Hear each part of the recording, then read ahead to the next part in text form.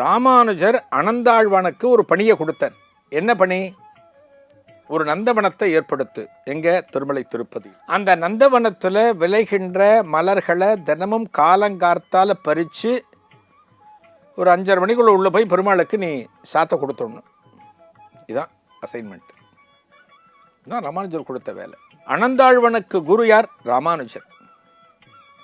ஒரு குரு சொன்ன கடமையை ரொம்ப சிஸ்டமேட்டிக்காக நேரம் தவறாமல் நிறைவேற்றி கொண்டிருக்கிறார் அனந்தாழ்வான். இங்கே பெருமாள் கிட்ட வந்துட்டார். ஏன் நான் அப்பவே கூப்பிட்ட இப்போ வந்திருக்கேன் அப்படின்னு பெருமாள் கேட்குறார்.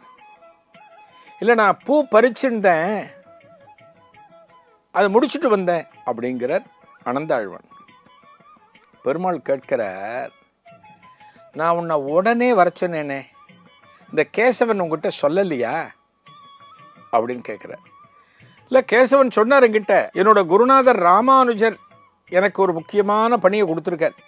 தினமும் நந்தவனத்தில் பூக்களை பறித்து அந்த பூக்களை உள்ள வந்து மாலைகளாக கட்டி உங்களுக்கு கொடுக்கணும்னு சொல்லியிருக்கார்.